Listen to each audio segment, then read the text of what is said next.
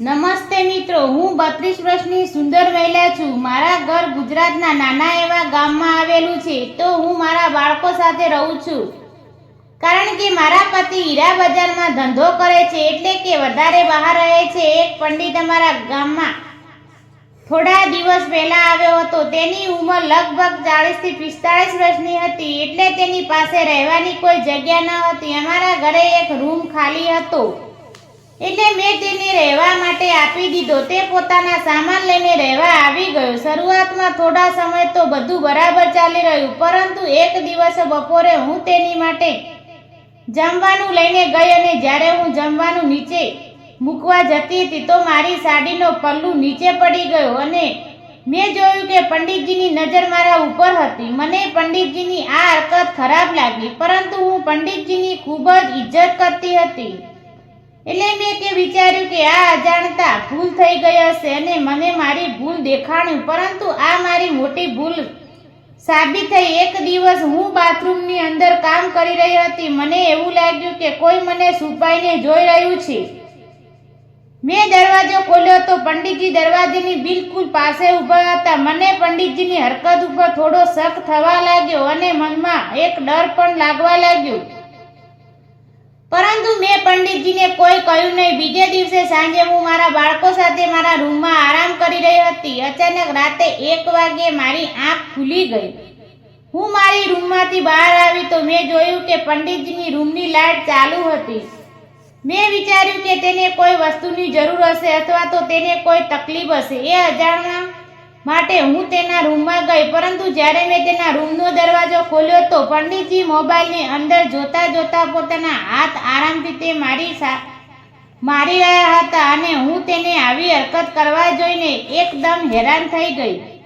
મને ત્યાં ઊભેલી જોઈને પંડિતજી પણ ચોંકી ગયા. તે જલ્દી ઊભા થયા અને મને અંદર લઈ ગયા. તેણે દરવાજો બંધ કર્યો. હું તેના આવા વ્યવહારથી ખૂબ જ ડરી ગઈ હતી. એ અવાજ કરીને બાજુમાંથી માણસોને બોલાવીને કોશિશ કરી, પરંતુ પંડિતજીએ મારા મોઢા ઉપર તેનો હાથ મૂકીને મારું મોઢું બંધ કરી દીધું અને મોબાઈલ મારી સામે રાખીને મને બતાવવા લાગ્યા કે તેની અંદર જોઈને મારા પગ નીચેથી જમીન નીકળવા ગઈ, કારણ કે તે વિડીયોની અંદર હું જ્યારે બાથરૂમમાં કામ કરી રહી હતી તેની ક્લિપ હતી. પંડિતજીની વિડીયો ડિલીટ કરવા માટે હું હાથ જોડવા લાગી તો તેણે કહ્યું, હું આ વિડીયો ડિલીટ કરી દઈશ, પરંતુ તેના બદલામાં મારે તમારી પાસેથી થોડી આશા છે. મેં તેને કહ્યું, બોલો, તમારે શું જોઈએ છે?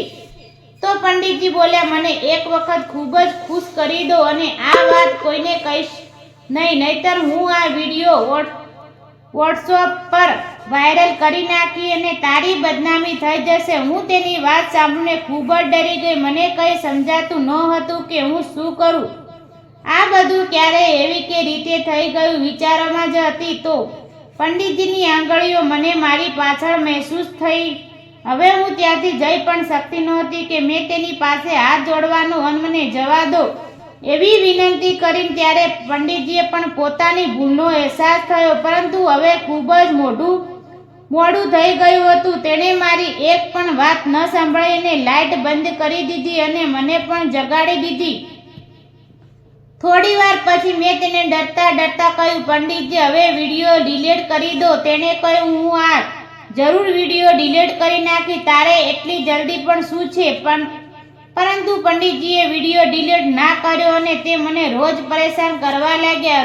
રોજ આવું કામ કરવાથી હું પરેશાન થઈ ગઈ. એક દિવસ મેં બધી વાત મારી સહેલીઓને બતાવી દીધી. મારી સહેલીએ એક મહિલા એન્જિનિયરનો સંપર્ક કર્યો અને એન્જિનિયરો કોઈએ પણ બતાવ્યા વગર પંડિતજીની પોલીસ પાસે પકડાવી દીધો. પછી પોલીસ મારી વિડીયો ડિલીટ કરી નાખી અને પંડિતજીને જેલની અંદર ધકેલી દીધા. આ રીતે મારી બદનામી પણ ના થઈ, પરંતુ પંડિતજીની આવી હરકતોથી હું માનસિક રીતે ભાગી ગઈ અને તેમાંથી બહાર આવતા મને ઘણો સમય લાગ્યો. કહાની એક કાલ્પનિક છે, પરંતુ હંમેશા આવા લોકોથી સાવધાન રહો અને કોઈ અજાણ્યા વ્યક્તિ ઉપર જલ્દી ભરોસો ના કરવો. અજાણ્યા વ્યક્તિઓનો પોતાના ઘરે રહેવા ન દેવા. મિત્રો, વિડીયો પસંદ આવ્યો હોય તો વિડીયોને લાઈક અને ચેનલને સબસ્ક્રાઈબ કરો. વિડીયો પૂરો જોવા બદલે તમારો ખૂબ ખૂબ આભાર. ધન્યવાદ.